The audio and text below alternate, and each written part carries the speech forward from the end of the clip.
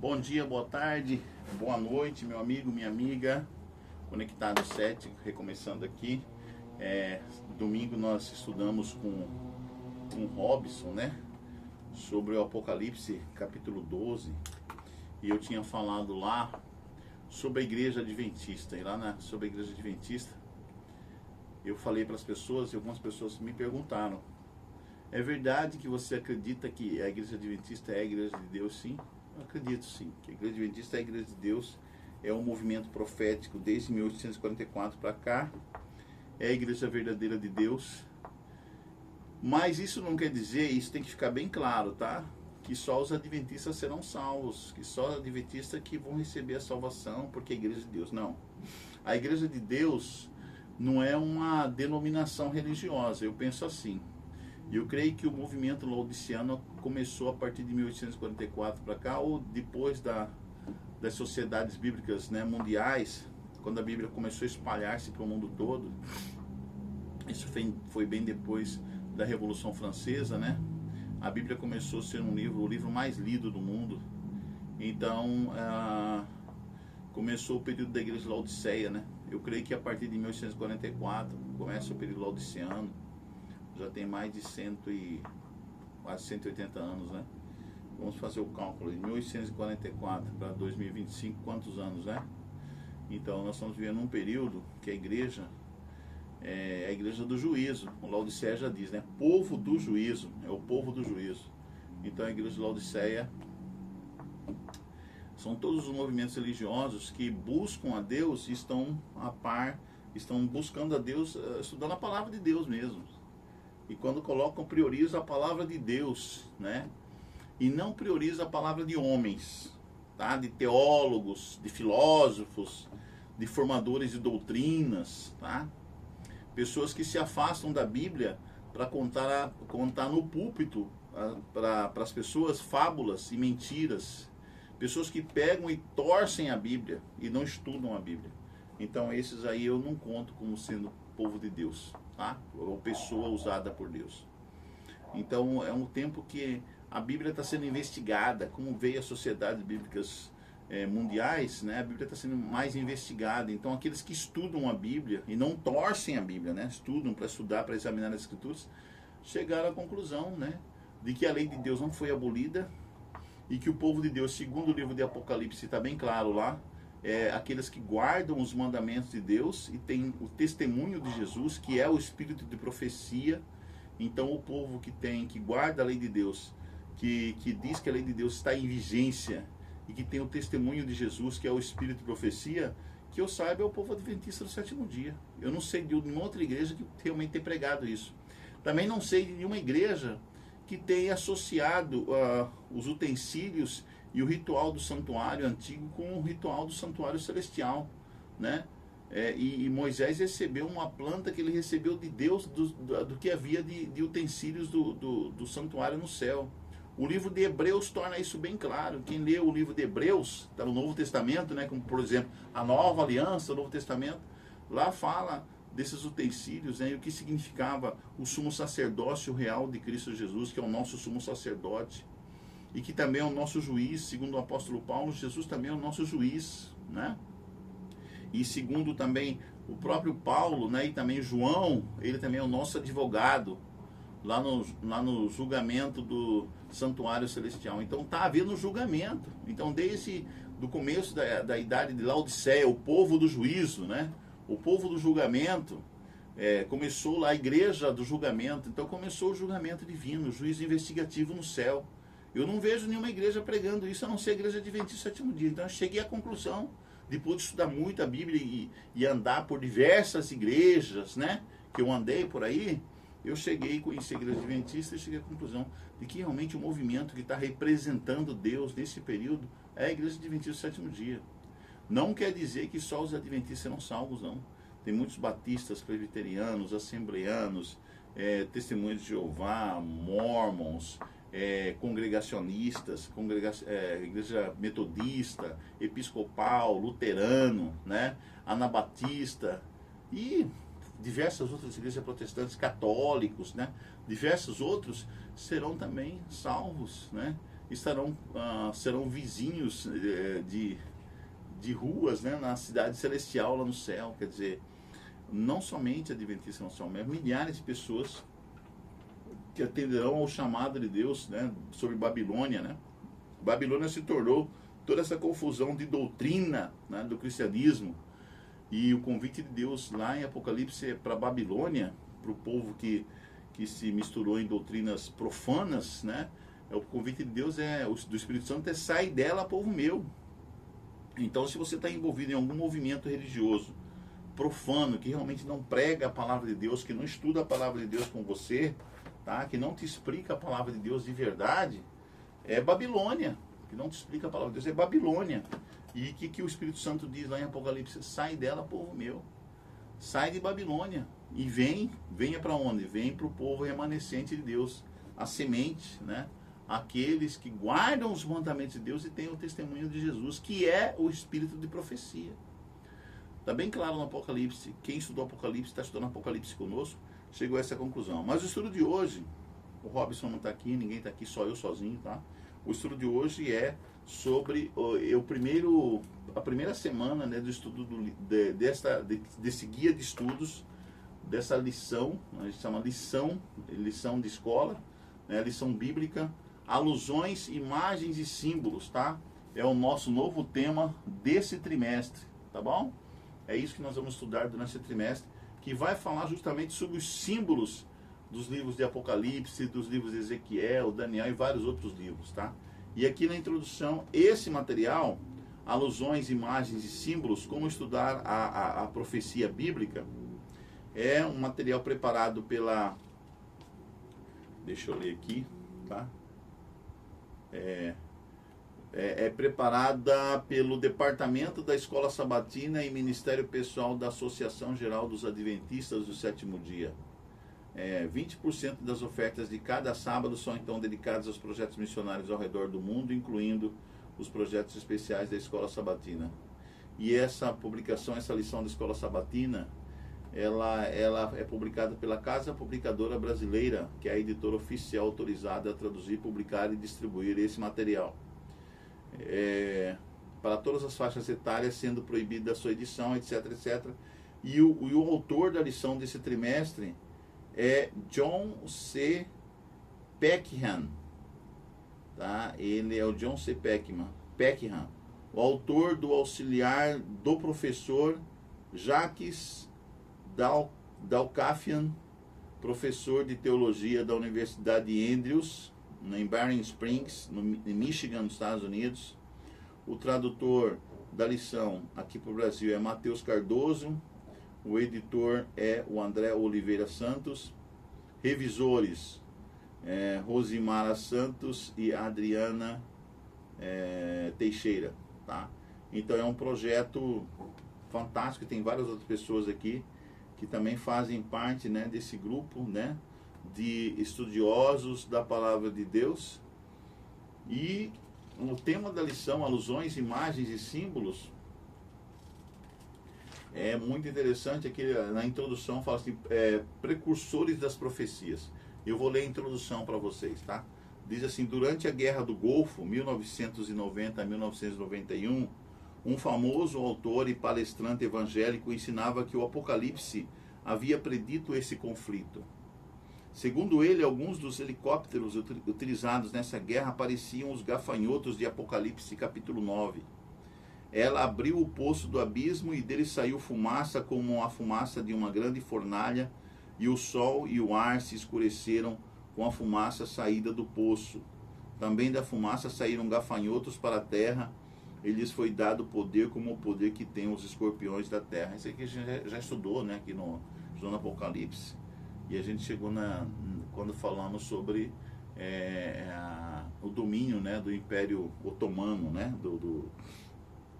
a conquista do Império Otomano, né, no período lá ainda do século 17, 18, ok? Essa não é, ou 19, né? Essa não é a melhor maneira de interpretar a profecia, certo? Apesar disso, interpretações assim são comuns. Livros, artigos, palestras e conteúdos de internet têm apresentado predições, incluindo marcação de datas, sobre os eventos finais.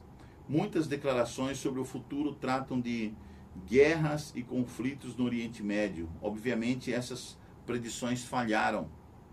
Os adventistas do sétimo dia usam um método diferente para estudar as profecias. Os adventistas exaltam a Cristo como o centro da sua abordagem, e isso significa que, para os adventistas, o foco das profecias não está em algum lugar do Oriente Médio, nem em conflitos militares nessa região. Em vez disso, os adventistas enxergam que as profecias usam as lentes do grande conflito entre Cristo e Satanás. Para os adventistas, há uma batalha espiritual que envolve o mundo inteiro.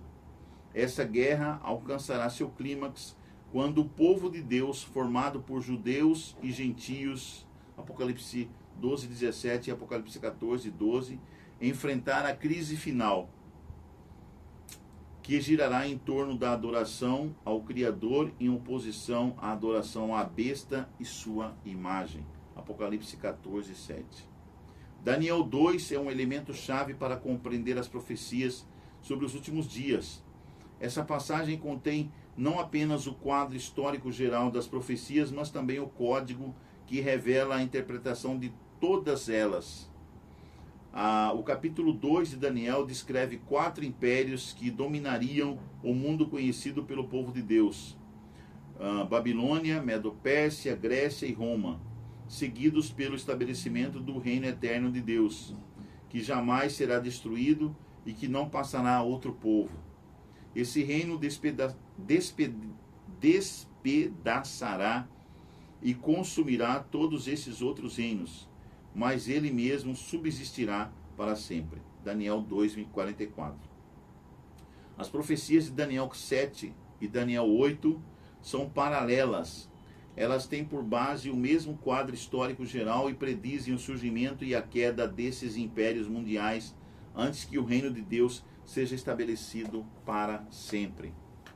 Em Daniel 7, o anjo interpreta a profecia com esta explicação: estes grandes animais, que são quatro animais, são 4 reis que se levantarão da terra, mas os santos do Altíssimo receberão o reino e possuirão para todo sempre, de eternidade a eternidade. Daniel 7, 17 e 18. 4 grandes impérios seguem uma sucessão ininterrupta ao longo da história: Babilônia, Média, Pérsia, Grécia e Roma. Então Deus, na segunda vinda de Cristo, põe fim a esse movimento e estabelece seu reino eterno. E ainda estamos por aqui, no tempo da divisão do Império Romano, simbolizado pelos dedos dos pés da estátua de Daniel, capítulo 2, no último período da história antes do retorno de Cristo. É aqui que estamos. Com essa perspectiva histórica como base para o entendimento das profecias, vamos explorar neste trimestre como interpretar corretamente a profecia bíblica.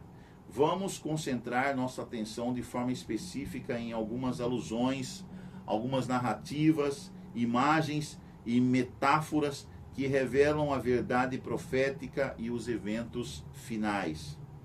Começaremos com um relato de Gênesis sobre a criação, um ponto essencial para compreender não só as profecias, mas toda a Bíblia, especialmente a cruz e a morte expiatória de Jesus Cristo.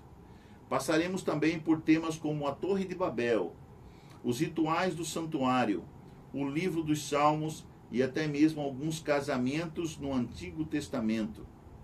No conjunto das passagens encontramos imagens, símbolos e metáforas que nos ajudam a ver a beleza e a profundidade das profecias sobre o fim dos tempos, especialmente no Apocalipse. Esse exame, porém, deve ser feito com oração, humildade e submissão, pois, afinal, se estudarmos a Bíblia com um coração rebelde, estaremos perdendo o nosso tempo. Com certeza, um trimestre é pouco tempo para estudar todas as imagens e narrativas bíblicas que nos ajudam a decifrar as verdades proféticas. Para fazer isso, precisaríamos usar, como dizem as profecias, os séculos dos séculos. Mas, enquanto a eternidade não vem, pela graça de Deus, estudaremos tudo o que pudermos. Quem escreveu esse texto aqui foi Shaul Bunstra. Shaul Bunstra, que é orador e diretor da Voz da Profecia nos Estados Unidos. Seus programas e livros têm sido fonte de inspiração para muitas pessoas ao redor do mundo. Ao longo do seu ministério, ele tem realizado séries evangelísticas em todas as regiões do mundo. É o autor da lição da semana, Shaul Bunstra, ok? Teólogo, né? Doutor na área de teologia. Bom, gente, e também apresentador de um programa, né, nos Estados Unidos, orador, diretor da Voz da Profecia lá nos Estados Unidos, tá bom? Alguns princípios da profecia, que é a primeira semana, e está baseada em Jeremias capítulo 9, 24, né? Alguns princípios da profecia. Jeremias 9, 24 diz assim: mas aquele que se gloria, glorie-se nisto, em me conhecer e saber que eu sou o Senhor e faço misericórdia, juízo e justiça na terra, porque destas coisas me agrado, diz o Senhor. Aqui em Jeremias capítulo 9, né, 9,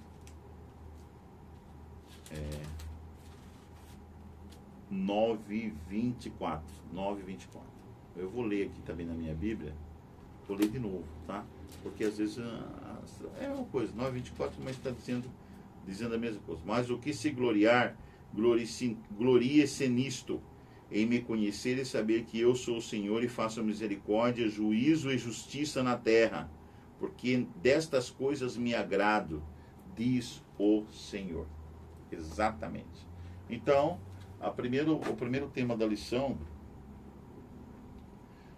dessa semana, alguns princípios da profecia, a introdução diz assim: como acontece em relação a outros assuntos bíblicos, existe divergência entre os cristãos a respeito das profecias. Infelizmente, muitos acabam pensando que alguns livros da Bíblia, como o Apocalipse, são simplesmente incompreensíveis.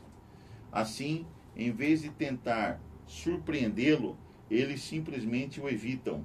Às vezes, incentivados por líderes religiosos bem intencionados que pensam que estudar as profecias causa mais problemas do que resolve. Mas para prosseguirmos, vamos fazer uma oração, pedindo que o Espírito Santo nos use, nos dê força, né? Nos ilumine para compreendermos melhor. Senhor, muito obrigado por tudo, Senhor, Tu que estás entronizado acima dos querubins, o Senhor que é o nosso Pai, nosso Criador, o nosso tudo, o nosso mentor, nosso mantenedor, o nosso professor, nosso mestre. Querido Deus, nosso doutor, nosso médico dos médicos, que o Senhor possa vir curar a nossa mente, curar o nosso corpo, nos restabelecer, nos reanimar, nos revivificar e nos fazer compreender, Senhor, a Tua palavra, os Teus ensinos. São palavras e ensinos dos céus celestiais, são palavras e ensinos eternos que alimentam o nosso espírito, Senhor, e que nos ajuda a nos prepararmos cada vez mais para o Teu reino. Ó Senhor, perdoa nossos pecados, que são muitos, Senhor. Pecados esses que nós não conseguimos muitas vezes nos libertar dele, por causa dos nossos hábitos formados, né? Nossos vícios, nossos costumes. Ó Senhor, nos ajude a sermos parecidos com os seres que o Senhor quer que nós sejamos nos dias odiernos, nos dias presentes, para sermos testemunhas, para testemunharmos a respeito do Teu grande amor, Senhor. Por isso, usa-nos e, portanto, Senhor, nos fortalece também para fazermos somente a Tua vontade enquanto vivemos, enquanto estivermos vivos. Abençoe as pessoas que vão assistir esse vídeo pelo mundo afora. Se alguém estiver enfermo, que o Senhor venha curá-lo, Senhor. Se alguma pessoa precisar de conhecimento e consciência e abertura da mente, porque tem déficit cognitivo, que o Senhor abra a mente do entendimento, abra a mente da compreensão, que as pessoas compreendam, Senhor, a Tua palavra ao estudá-la.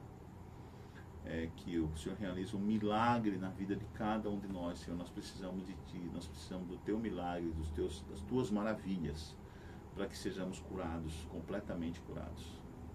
É o que nós te pedimos, Senhor, porque nós não temos nenhum mérito, mas pelos méritos de Cristo Jesus, nosso Senhor e Salvador. Nós te pedimos, te imploramos e desde já te agradecemos. Amém. Amém.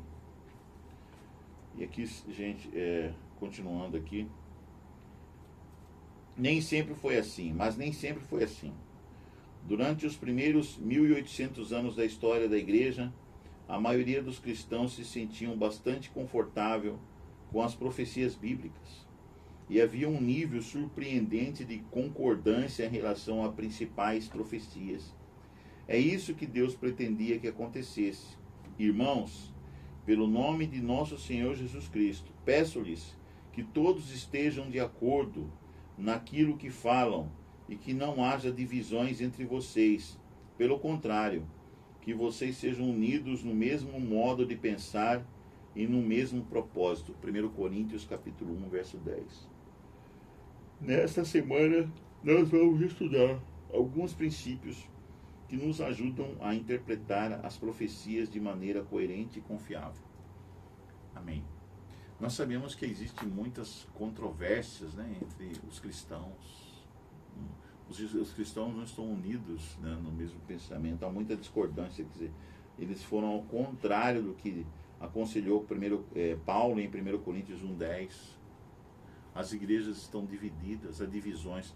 Existem cristãos protestantes e não protestantes acusando pessoas que leem a Bíblia, que estudam a Bíblia, pessoas sinceras do povo de Deus, como por exemplo os adventistas do sétimo dia, de seita, né, tentando humilhar os adventistas, né, e uma coisa baixa, né, de Satanás mesmo, porque Satanás que acusou os cristãos no princípio da igreja de seita, usando a mesma estratégia dos fariseus contra os cristãos, né? Então a gente vê que o Satanás domina esses movimentos que fazem esse tipo de abordagem. É Satanás que está no domínio desses movimentos, né, dessas igrejas, né, dessas denominações que acusam o povo de Deus de seita. Satanás está por trás disso. Então a gente vê que essas pessoas, elas não são usadas por Deus, de verdade. Elas são usadas pelo inimigo de Deus, por Satanás, né? Então nós estamos vivendo nesse tempo. E a lição aqui, nós vamos estudar pessoas que não entendem nada de profecia, né, que misturam as coisas de profecia, né, que tem uma abordagem completamente contrária ao que diz a palavra de Deus, que pega texto das profecias e distorcem esse texto para ganharem aí aplausos, né, ganharem, sei lá o que essas pessoas querem, né? São pessoas que realmente andam no mundo das trevas e não andam com Deus. E muitas dessas pessoas que se dizem cristãs e líderes dessas denominações, na verdade, no fundo, são ateus. São ateus porque descreem da palavra de Deus, não cumprem a lei de Deus, são pessoas adúlteras, são pessoas rancorosas, são pessoas invejosas, né? São pessoas que transgridem o sábado, são pessoas idólatras que se idolatram a si próprias, né? São pessoas cobiçosas, invejosas, mesmo mentirosas, né? E só pensam em dinheiro, dinheiro, dinheiro, e ficarem cada vez mais bem situados financeiramente, né? E usam às vezes a própria lã das ovelhas do seu redil, né? Eles tosqueiam, eles tiram tudo que eles puderem para viverem uma vida confortável. Então são pessoas que... E depois acusam o povo de Deus de seita, sendo que eles que na verdade são, né? Então é triste isso, mas nós estamos vendo o cristianismo dividido. Os cristãos estão divididos por causa da inveja, do ciúme, do orgulho, da pretensão, né? da soberba e do amor ao dinheiro, do amor às coisas desse mundo, infelizmente. Na lição que se passou na lição do domingo, hoje é terça-feira, amanhã já é quarta, falou sobre quem lê, entenda. É o título da lição de domingo, que foi agora domingo, dia 30. Quem lê, entenda. Entre em uma livraria e observe as obras sobre profecias bíblicas. Logo você perceberá que existe uma variedade gigantesca de pontos de vista e interpretações diferentes. Talvez você seja tentado a acreditar que é impossível compreender livros como o Apocalipse. Um autor acredita que o anticristo não passa de uma metáfora. Outro diz que o anticristo ainda virá. E outro diz que ele era uma pessoa ou poder da época do Império Romano. Com tristeza, um pregador disse: para alguns, talvez a Bíblia seja como um violino antigo. Você pode tocar nele qualquer música que quiser. Oh, que pena, né? Que uma pessoa disse uma asneira dessa.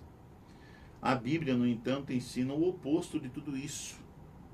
Ela nos convida a estudar as profecias, deixando claro que Deus não fala em vão e que podemos conhecer a verdade a respeito daquilo que Ele nos diz em Sua palavra. A primeira pergunta leia Mateus 24:15, Apocalipse 1:3, Mateus 11:29, Jeremias 9:23 e 24. Segundo esses textos, por que Deus se dá a conhecer? Vamos ver o primeiro, Mateus 24:15. Não, primeiro vamos ver Jeremias, já estamos aqui em Jeremias, né? Jeremias 9:23 e 24 diz assim: assim diz o Senhor, não se glorie o sábio da sua sabedoria, nem o forte da sua força, nem o rico nas suas riquezas, mas o que se gloriar, glorie-se nisto, em me conhecer e saber que eu sou o Senhor e faço misericórdia, juízo e justiça na terra, porque destas coisas me agrado, diz o Senhor. Outro texto é Mateus 24:15. Mateus 24:15.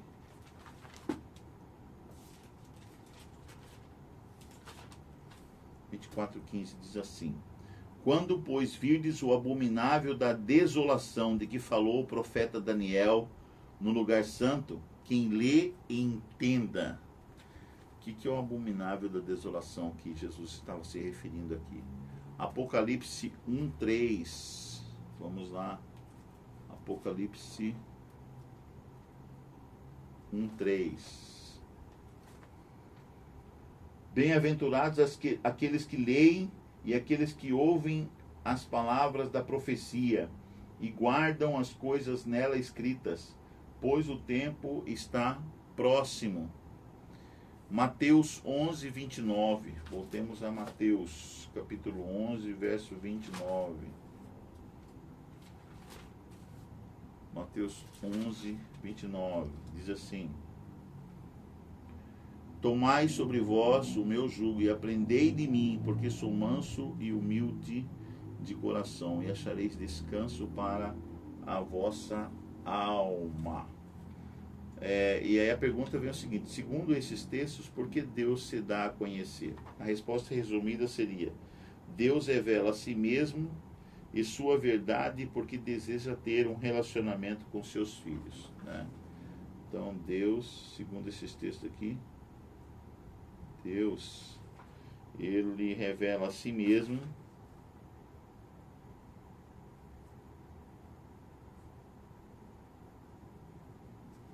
depois eu completo, né?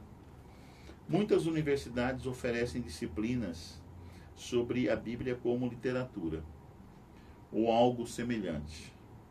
Para um cristão, pode ser surpreendente assistir às aulas e descobrir que o professor estuda a Bíblia da mesma forma que alguém estuda as mitologias pagãs. Na opinião deles, talvez exista um núcleo de verdade, entre aspas, moral por trás das histórias. Mas as histórias bíblicas podem ser interpretadas da maneira que se desejar. Para eles, a ideia de que esse livro foi inspirado por Deus é simplesmente absurda para esses professores, né? Assim, o professor estuda a Bíblia, mas não escuta nela a voz de Deus. Outros chegam a conclusões que estão em claro desacordo com a mensagem bíblica. Sem se entregar ao Senhor e sem ter o coração aberto para aprender a verdade, aqueles que estudam as Escrituras dessa forma não apenas deixarão de compreender a mensagem bíblica, mas irão distorcer o caráter amoroso e santo de Deus revelado nas páginas sagradas. Isso pode ser mais comum do que muitos imaginam. E é por isso que simplesmente estudar a Bíblia deixando de lado as ferramentas certas e, o mais importante, a atitude correta, sob a orientação do Espírito Santo, pode ser prejudicial. Um incrédulo estava lendo a Bíblia. Perguntaram o que ele estava fazendo. E sua resposta foi: procurando lacunas. Essa é uma atitude errada ao ler as Escrituras, né? Você não vai ler a Bíblia, estudar a Bíblia, ler a Bíblia para procurar lacunas, né? Isso aqui era um incrédulo, né? Como diz o texto aqui. Segunda-feira, Deus deseja ser conhecido. Talvez nada seja tão frustrante quanto precisar se comunicar. Talvez em um hospital ou farmácia, quando estamos em um país cujo idioma é desconhecido para nós, sabemos o que precisamos dizer, mas não temos o vocabulário adequado para fazer isso. Com Deus surge um problema diferente. Ele diz: assim como os céus são mais altos do que a terra, assim como os meus caminhos são mais altos do que os seus caminhos, e os meus pensamentos são mais altos do que os pensamentos de vocês. Isaías 55:9. O problema não é que Deus não tenha o vocabulário para se comunicar conosco. O problema é que nós não temos o vocabulário nem a capacidade intelectual para compreender totalmente o que ele tem a dizer. O que a Bíblia ensina sobre o conhecimento de Deus em comparação com o nosso? Salmos, vamos lá, nos Salmos 139, 1 a 6. Salmo 139, 1 a 6. Em cima. Senhor, tu me sondas e me conheces. Sabes quando me assento e quando me levanto. De longe penetras os meus pensamentos, esquadrinhas o meu andar e o meu deitar, e conheces todos os meus caminhos. Ainda a palavra me não chegou à língua, e tu, Senhor, já a conheces toda. Tu me cegas por trás e por diante, e sobre mim pões a mão. Tal conhecimento é maravilhoso demais para mim. É sobremodo elevado, não o posso atingir. Para onde me ausentarei do teu espírito? Para onde fugirei da tua face? Se subo aos céus, lá estás. Se faço a minha cama no mais profundo abismo, lá estás também. Se tomo as asas da alvorada e me detenho nos confins dos mares. E aí prossegue, né, até o verso. Já passei, eu fui até o verso 9, né? Mas é até o verso 6. Tal conhecimento é maravilhoso demais para mim e sobremodo elevado, não o posso atingir. Né? Que é o texto aqui. Salmo 147, 5. Salmo 147, 5. Grande é o Senhor nosso e muito poderoso.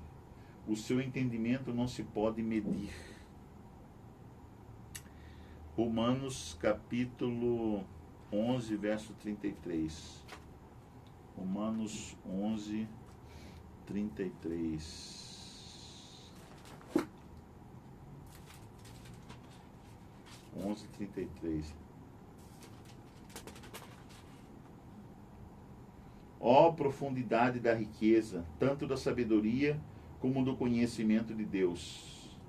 Quão insondáveis são os seus juízos e quão inescrutáveis os seus caminhos. Meu Deus, como estamos tão, né, aquém, né, de compreendermos completamente, de chegarmos à conclusão sobre a mente de Deus, né? Não, jamais chegaremos, é uma coisa infinita ali, né? 1 João 3,20. 1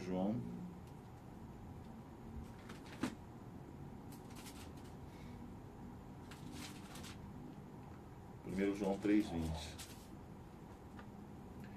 diz assim: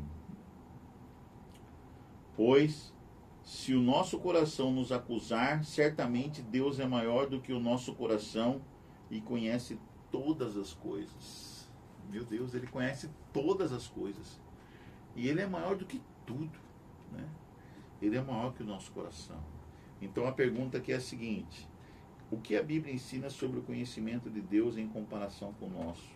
A resposta resumida é a seguinte: o conhecimento de Deus é infinito e está além da nossa compreensão. Isso deve nos levar a louvá-lo e a confiar nele. Amém. É isso aí. É isso aí. Jamais compreenderemos a mente de Deus de forma absoluta, pois Ele é infinito e onisciente. Mal conseguimos compreender as coisas criadas. Então, como poderíamos entender completamente o Criador? É simplesmente impossível. No entanto, mesmo que jamais sejamos capazes de compreender tudo, podemos entender o que é necessário para a nossa salvação. Ver 2 Timóteo 3, de 14 a 15. 2 Timóteo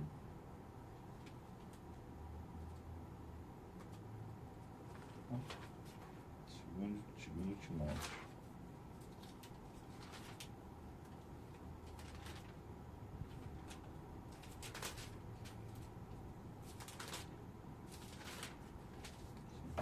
Segundo Timóteo 3, 14 e 15.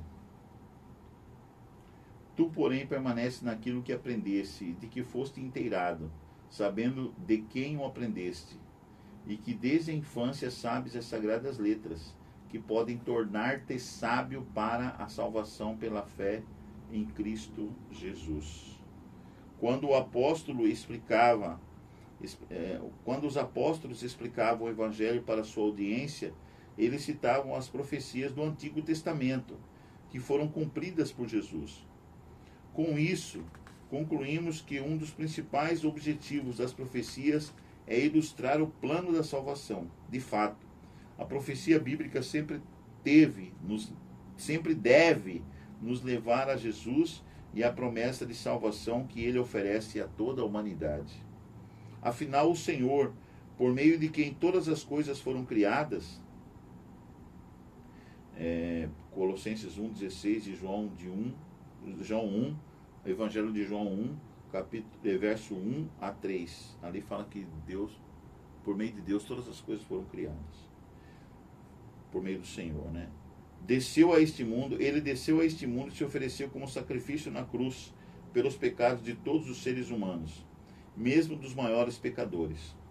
Deus ama a todos nós.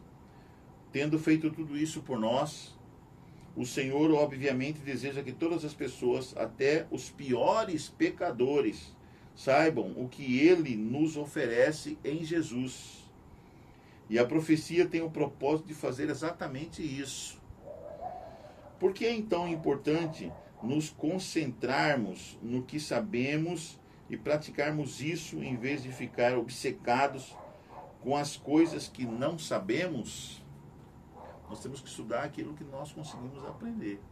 Agora, querer compreender coisas que nós não sabemos, né? Ficar especulando, já é demais, né? Primeiro vamos tentar compreender aquilo que já está revelado aqui na palavra de Deus, que é muita coisa. Não é para ficar aí brigando, falando coisas absurdas, como a gente vê na internet aí, né? A ordem para selar as palavras. O que Jesus disse a Daniel 12:4. Bom, Deus revelou para Daniel, falou de algumas coisas, né? E falou para Daniel selar o livro, ó. Daniel capítulo 12, verso 4. Olha o que diz aqui. Tu, porém, Daniel, encerra as palavras e sela o livro, ou seja, fecha o livro até o tempo do fim. Muitos o esquadrinharão e o saber se multiplicará. O livro que Daniel não compreendeu as profecias daquela época, né? Porque ainda viria o que? Muitos encerram as palavras e selam o livro até o tempo. Aquelas coisas eram para ser compreendidas no tempo do fim. E nós estamos vivendo o tempo do fim, né? Muitos o esquadrinharão e o saber se multiplicará. Então, agora nós temos que esquadrinhar, né? Essas profecias, esses conhecimentos, Daniel e tudo mais, aquele livro que Deus falou para Daniel encerrar, fechar, agora está aberto para a gente compreender. Desculpe, eu tenho alergia a alguma coisa, eu não sei o que é, mas é alergia, alguma coisa. Então, hoje nós estamos no tempo do saber, onde o saber, né, o conhecimento se multiplicou, a ciência, né, se multiplicou. Principalmente a ciência referente às profecias, principalmente o conhecimento referente a essas profecias, Daniel, as profecias de Apocalipse, as profecias, né, as grandes profecias para o tempo do fim. Né? Vamos comparar com Apocalipse 22:10. Apocalipse 22:10.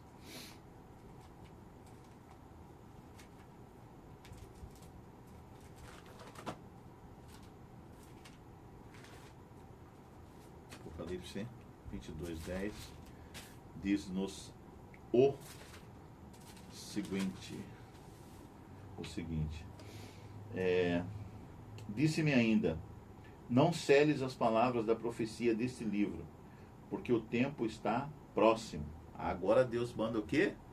Lá para Daniel ele mandou selar, sela o livro. Agora aqui Deus fala o quê? Não seles ou não feches as palavras da profecia deste livro, porque o tempo está próximo. Já em Apocalipse Deus fala para não selar, abrir o livro, porque o tempo está próximo, né? Aqui.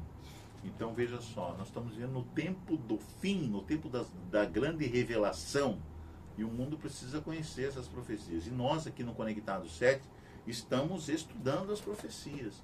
Então acompanha conosco. Se você ainda não se inscreveu no canal, se inscreva no canal, dê o like, manda nas suas linhas de transmissões para o maior número de pessoas possíveis, né? Compartilha esses vídeos para que mais pessoas alcancem o conhecimento do Evangelho.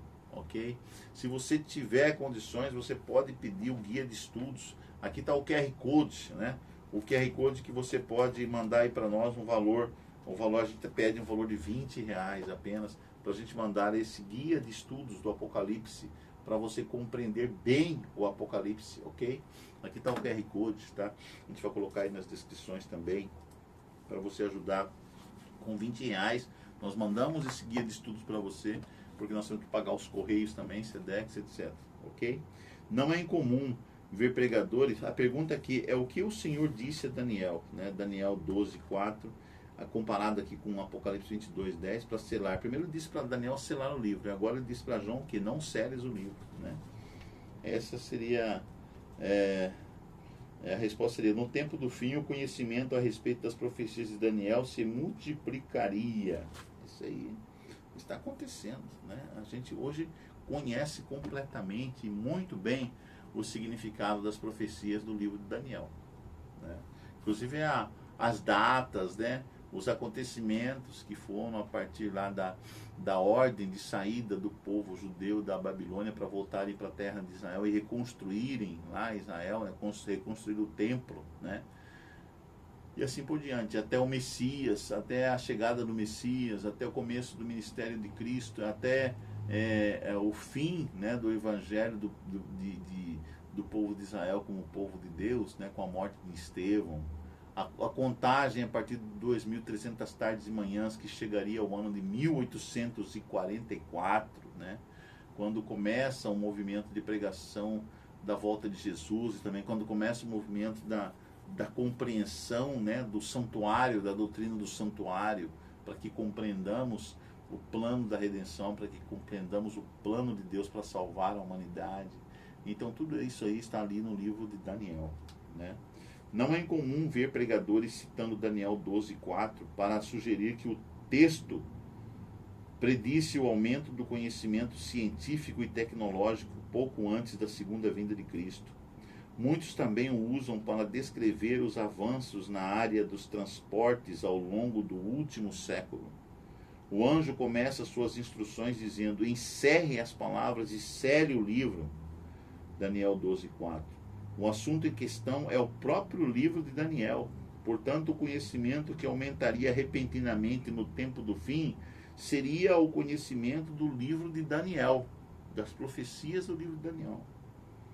Isso torna Daniel diferente do Apocalipse, pois João foi instruído a não selar o seu livro. Apocalipse 22:10, acabamos de ler o texto. O Apocalipse deveria ser compreendido desde o início, porque, nas palavras do anjo, O tempo estava próximo. Daniel, por outro lado, seria entendido mais claramente no futuro distante, o tempo do fim. Daniel 12:4. Pensadores cristãos tentaram explicar o livro de Daniel e alguns fizeram grandes progressos. No entanto, a compreensão do livro aumentou rapidamente após o cumprimento da profecia dos 1260 dias, ou 1260 anos, cujo período terminou em 1798. Estudiosos chegaram à conclusão de que algo espetacular aconteceria por volta de 1843. O mais conhecido deles foi Guilherme Miller, cujas pregações inauguraram o grande movimento do Advento no século XIX, que depois daria origem à igreja remanescente e a uma compreensão mais clara das 3 mensagens angélicas de Apocalipse 14, de 6 a 12. O nascimento do movimento mundial adventista foi o cumprimento da predição de Daniel de que, no tempo do fim, o saber se multiplicará. Daniel 12:4. Por outro lado, e sem julgar a salvação individual das pessoas, pense na escuridão que envolve a cristandade. Uma verdade tão clara quanto o mandamento do sábado, estabelecido no Éden, é ignorada e rejeitada pelo favor do domingo, em favor do domingo. Um dia de adoração com origem pagã, como a Páscoa aí, né? Que eles usam o coelhinho que bota ovo de chocolate. O que tem a ver coelhinho que bota ovo de chocolate para Páscoa? São teorias pagãs, né? Costumes pagãos, né? O que tem a ver o domingo com a adoração, o domingo que é a adoração do sol, né? Do Deus Sol, com a adoração de Deus, que é o 7º dia, né, da semana, que proclama Deus como Criador, o sábado, o 7º dia. Então pense também na falta de conhecimento sobre a verdade a respeito da morte. A maioria dos cristãos acredita na ideia pagã de que os mortos estão conscientes, o que geralmente inclui o conceito de um inferno eterno para os ímpios. Como eu posso associar isso com o texto de João, que Deus é amor? Como é que Deus é amor vendo seus filhos sendo queimados num inferno eterno? Em contraste, devemos ser gratos e humildes por conhecer a verdade bíblica. Quarta-feira, falou sobre estudando a palavra. Os adventistas devem muito a Guilherme Miller pela compreensão que tem das profecias. Embora o entendimento de Miller sobre algumas passagens, como Daniel 8,14, não fosse perfeita, né? O método de estudo da Bíblia porque ele usou o método de estudo da Bíblia, foi relevante, pois abriu caminho para o nascimento do movimento remanescente nos últimos dias. O Guilherme Miller, ele estudava a Bíblia comparando textos com textos e também usava a concordância de Gruden, né? Dicionários bíblicos. Então a melhor concordância da época era esse, né? E dicionários bíblicos e comparando versões diferentes para chegar à conclusão a respeito, e era versículo por versículo que ele estudava, versículo por versículo, para chegar à conclusão de um determinado tema. Mateus 5,18. Então isso foi uma maneira espetacular, né, de aprendizado e conhecimento da Bíblia. Mateus capítulo 5, verso 18. Mateus 5,18.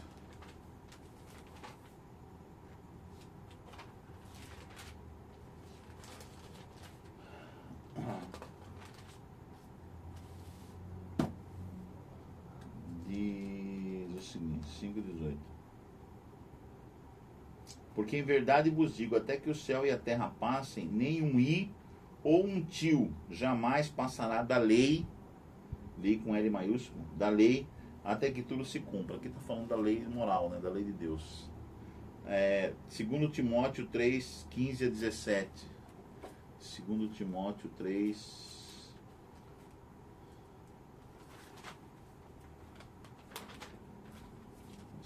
Timóteo 3,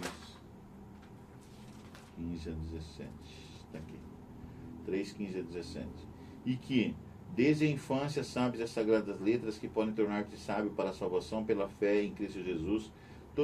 Toda a Escritura é inspirada por Deus, é útil para o ensino. Melhor dizendo, toda a Escritura é inspirada por Deus e útil para o ensino, para a repreensão, para a correção, para a educação na justiça, a fim de que o homem de Deus seja perfeito e perfeitamente habilitado para toda boa obra.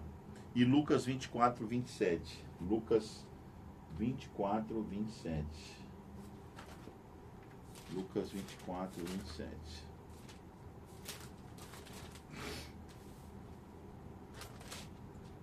E começando por Moisés, discorrendo por todos os profetas, expunha-lhes o que a seu respeito constava em todas as Escrituras. Era o método de Jesus, né? Estudar comparando textos com textos, um pouco aqui, um pouco ali. Ele ia num livro, depois lia no outro, noutra referência, né? Era o mesmo método que Guilherme Miller usou, o método de Jesus, né? O que esses textos nos ensinam sobre como devemos estudar a profecia bíblica? É o que eu acabei de falar, né? Devemos aceitar que toda a Bíblia é a palavra de Deus. Ao estudarmos determinada profecia, precisamos examinar tudo o que a Bíblia diz sobre o assunto. Então, Guilherme, ele estudava assim. Ele examinava as referências, tudo que a Bíblia dizia sobre aquele determinado assunto, até ele chegar à conclusão final, né? É dessa maneira que ele estudava a palavra de Deus. Estudar a Bíblia é como montar um grande quebra-cabeça. Se você juntar apenas 2 ou 3 peças, será impossível enxergar a imagem completa. Talvez nessas poucas peças você consiga identificar um cavalo e poderá concluir que está montando uma imagem de cavalos. Contudo, outras peças revelam uma galinha e uma vaca. Então, depois de montar centenas de peças, percebe que é uma bela paisagem, que inclui uma cidade, uma fazenda e, no fundo, uma cadeia de montanhas. Uma das principais razões pelas quais muitos não compreendem a Bíblia é que eles a tratam como uma coleção de ditados soltos ou provérbios que poderão ser usados em situações específicas. Algumas pessoas podem recorrer a guias que mostram onde encontrar versículos bíblicos de orientação e auxílio, ou que contém passagens sobre vários temas, e achar que isso é tudo o que a Bíblia ensina sobre determinado assunto. Muitos estudam as profecias com a mesma abordagem, tirando textos de seu contexto e ligando-os a eventos atuais, em vez de compará-los com o restante da Bíblia. Por isso, livros sobre profecias precisam ser atualizados frequentemente, porque erram quanto aos eventos que predizem e acerca do tempo dessas predições. É também por isso que é tão importante não apenas selecionar alguns textos específicos sobre determinado assunto, mas estudar atentamente tudo o que a Bíblia diz sobre esse tema, sempre levando em consideração o contexto da passagem em estudo. É muito fácil retirar um versículo do contexto e fazê-lo dizer o que quisermos. Você conhece pessoas que usam de modo equivocado textos bíblicos para atacar a verdade sobre o estado dos mortos ou o sábado? Como devemos abordar essas questões? Aí eu nem discuto sobre esse assunto. Mas essa questão de usar textos fora de contexto é muito interessante. Que certa vez um pregador ele foi pregar e era daquele povo que a pessoa não prepara sermão. Ele vai no púlpito lá, abre a Bíblia e lê aqui o primeiro texto que aparece, né? Então ele chegou no púlpito, abriu a Bíblia. Ele chegou uma vez no púlpito, ele abriu a Bíblia e caiu justamente naquelas páginas em branco que separam o Antigo e o Novo Testamento.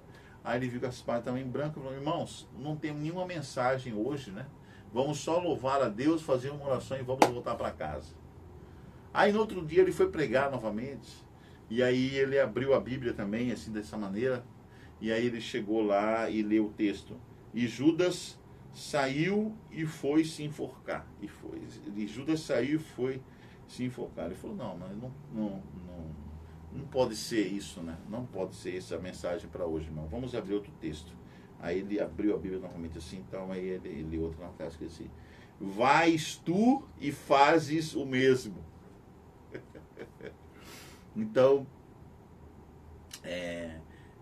é a maneira como muitas pessoas pegam a Bíblia, elas pegam a Bíblia assim aleatoriamente, né? E aí, baseado em 2 ou 3 versículos, e ela cria aí pega um texto fora de contexto e cria um pretexto, né? Cria uma doutrina e tal, sendo que às vezes a Bíblia está falando uma coisa completamente diferente daquela conclusão que ele chegou. Na lição de quinta-feira, fala sobre literal ou simbólico, né? Quando estudamos as profecias, uma das principais questões com as quais lidamos é como determinar se algum texto deve ser entendido de modo literal ou simbólico. Como saber se o autor usou linguagem simbólica e como descobrir o que esse símbolo representa? A principal maneira de descobrir isso é analisando como os símbolos ou figuras são usados ao longo de toda a Bíblia, em vez de observar como são entendidos em nossa época. Por exemplo, alguns concluíram que o símbolo do urso em Daniel 7 representa a Rússia. O urso é a Rússia, dizem eles. Porque essa imagem muitas vezes é usada hoje como símbolo desse país. Contudo, essa não é uma forma confiável de interpretar o simbolismo profético. Vamos ver algumas passagens aqui abaixo, permitindo que a Bíblia interprete a si mesma, né? A si mesma. Que símbolo profético parece que cada grupo de passagem e o que esses símbolos representam segundo a própria Bíblia? Vamos ver primeiro símbolo lá, Daniel 7:7. Daniel, capítulo 7, verso 7. Daniel 7:7.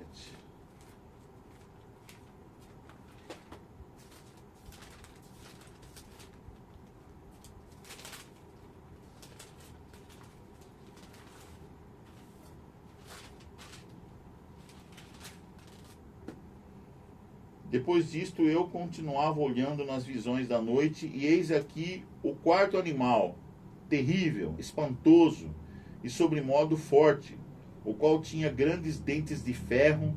Ele devorava e fazia em pedaços e pisava aos pés o que sobejava. Era diferente de todos os animais que apareceram antes dele e tinha 10 chifres. Daniel 8:3. O que é esse animal? Daniel 8:3. Então levantei os olhos e vi, e eis que diante do rio estava um carneiro, o qual tinha 2 chifres, e os 2 chifres eram altos, mas um mais alto do que o outro. E o mais alto subiu por último. Mais alto subiu por último. 3. Daniel 7:24. 7:24. Os 10 chifres correspondem a 10 reis que se levantarão daquele mesmo reino, e depois dele se levantará outro, o qual será diferente dos primeiros, e abaterá a 3 reis. O que esse texto aqui está falando de Daniel 7:7? E Daniel 8:3, Daniel 7:24. Aqui fala que esse chifre representa o rei, chifre representa rei ou reino, né? Então, o que representa chifre? Rei ou reino? Apocalipse 1:16. Vamos lá. Apocalipse capítulo 1, verso 16. 1:16. Tinha na mão direita 7 estrelas, e da boca saía-lhe uma afiada espada de 2 gumes. O seu rosto brilhava como o sol na sua força. Apocalipse 1:16. Efésios 6:17. A Bíblia se explica assim, Efésios capítulo 6, verso 17. Tomai também o capacete da salvação e a espada do Espírito, que é a palavra de Deus. Efésios 6:17. Hebreus 4:12.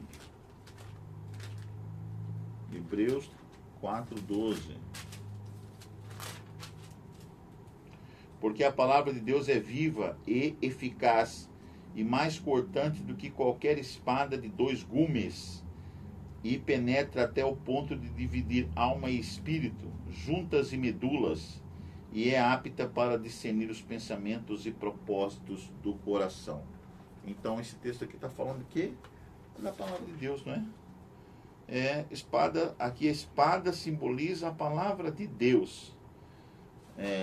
E outro texto, Apocalipse 12, 1. Apocalipse 12, 1. Que a gente estudou sobre a mulher, né? Apocalipse 12, 1. Viu-se grande sinal no céu, a saber, uma mulher vestida do sol, com a lua debaixo dos pés e uma coroa de 12 estrelas na cabeça. 21, 2. Apocalipse 21, 2.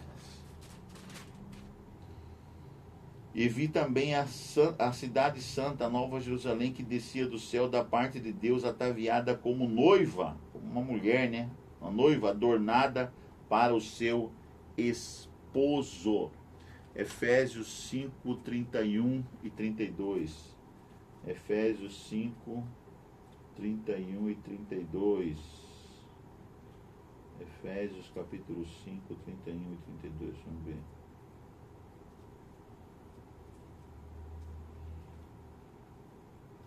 Efésios 5, 31 e 32. Eis porque deixará o homem a seu pai e a sua mãe, e se unirá a sua mulher, e se tornarão os dois uma só carne. Grande é este mistério, mas eu refiro a Cristo e a igreja. Então aqui está falando que a mulher representa a igreja, né? É isso que o texto está falando. Vamos corroborar isso. Jeremias 6:2. Jeremias 6:2. É isso? Jeremias capítulo 6, verso 2. Jeremias 6:2.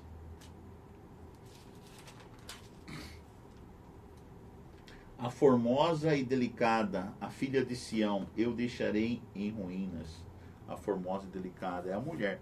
Então aqui está falando que a mulher, segundo a profecia aqui, representa a igreja, o povo de Deus, né? Os textos que nós lemos aqui.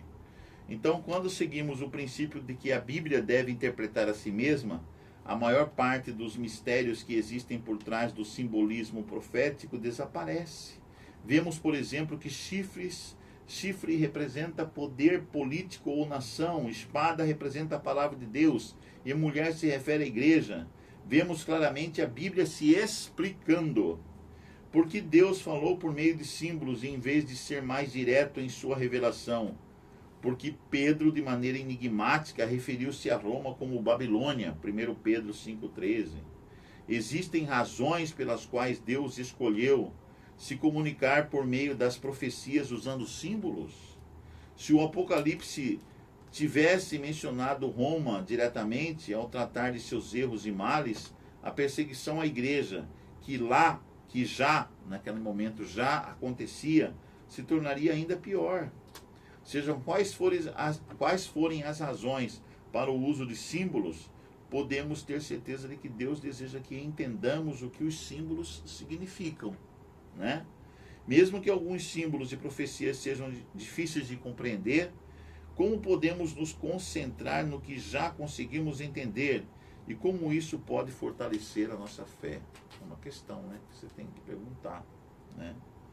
Então, Ellen G. White, no livro Grande Conflito, também publicado pela Casa Publicadora Brasileira, a mesma editora aqui dessa lição bíblica, na página 272, 277, ela fala a história de Guilherme Miller, né, o grande estudioso da Bíblia, e em relação à mensagem do advento, a mensagem adventista. Pastores e povo, diz ela, pastores e povo declaravam que as profecias de Daniel e do Apocalipse eram mistérios incompreensíveis. No entanto, Cristo chamou a atenção de seus discípulos para as palavras do profeta Daniel com relação aos acontecimentos que ocorreriam na época deles e disse: quem lê entenda, Mateus 24:15, e a afirmação de que o Apocalipse é um mistério que não pode ser compreendido é contradita pelo próprio título do livro, Revelação de Jesus Cristo, a qual Deus lhe deu para mostrar aos seus servos as coisas que em breve deve acontecer. Bem-aventurado aquele que lê, e bem-aventurados aqueles que ouvem as palavras da profecia e guardam as coisas nela escritas, pois o tempo está próximo. Apocalipse capítulo 1, verso 1 e verso 3.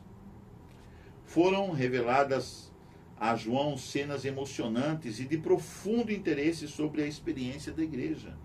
Ele viu a posição, os perigos, os conflitos, o livramento final do povo de Deus, né? Ele registrou as últimas mensagens que farão amadurecer a seara da terra, tanto os feixes para o celeiro celestial, quanto as para o fogo da destruição.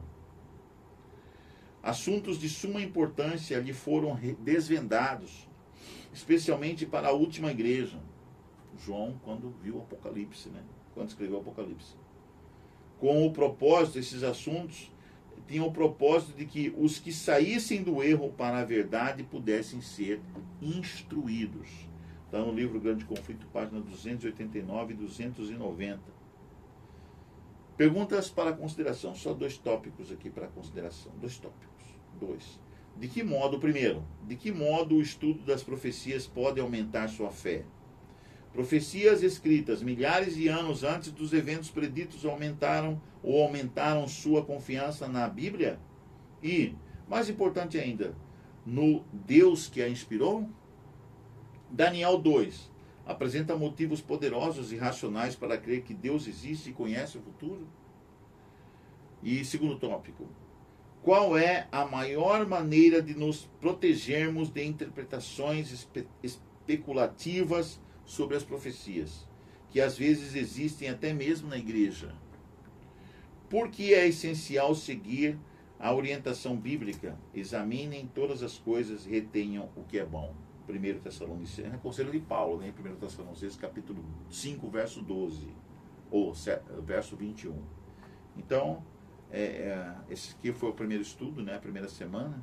Amanhã a gente vai gravar sobre comentários, né, sobre esse estudo, e a gente vai aprender cada vez mais da palavra de Deus, tá ok? Amanhã a gente vai ler os comentários aqui no Conectado 7. Eu espero que você tenha gostado da primeira lição desse trimestre, né, que está dando uma introdução aqui falando sobre a compreensão do significado das palavras da profecia, né? E o tema do trimestre desse trimestre, né, vai agora de abril, maio e junho, até junho, né, o segundo trimestre. Alusões, imagens e símbolos, como estudar a profecia bíblica, né? Eu espero que você goste de nos acompanhar, nos acompanhe aqui no Conectado 7. A gente sempre vai estar estudando, nós estaremos sempre estudando a Bíblia com você, tá? Colabore aqui, ajude o Conectado 7, está aqui o QR Code, né? E também, se você quiser fazer assinatura das lições, das revistas da Casa Publicadora Brasileira, a revista Vida e Saúde, a revista Nosso Amiguinho e a revista Nosso Amiguinho Júnior, né? Está aqui nas descrições os valores dessas revistas, o valor anual. Entre em contato conosco, nós mandaremos via Sedex para você, tá? E você pode pagar através do Pix, né? E nós podemos também, nessa região de Cuiabá e Várzea Grande, visitar você pessoalmente para fazermos a assinatura dessas revistas, ok? As revistas Nosso Amiguinho, a revista Vida e Saúde e a revista Nosso Amiguinho Júnior, tá? Todas essas revistas têm assinatura anual, assim, leve, tranquila, que dá para você fazer para beneficiar toda a sua família. Nosso Amiguinho e a revista Vida e Saúde, que é a revista do lar cristão, tá bom? Muitos conselhos, muitos médicos, muitas opiniões maravilhosas de crescimento, né, para a saúde. Também aqui tem muitas receitas, né, culinárias para você fazer aquele almoço, aquele jantar, aquele lanche delicioso para toda a sua família, ok? E para você aprender também a cozinha vegana, a cozinha vegetariana, né? Alimentação saudável, alimentação do povo de Deus nos últimos dias. Deus abençoe você, então. Até o próximo Conectados. E não se esqueça, de tudo que você tem ouvido, a suma é: teme a Deus e guarda os seus mandamentos, porque esse é o dever de todo homem, porque Deus deve trazer a juízo todas as coisas, até aquelas que estão escondidas. Todas as coisas, quer sejam coisas boas, quer sejam coisas más. Até o próximo Conectados.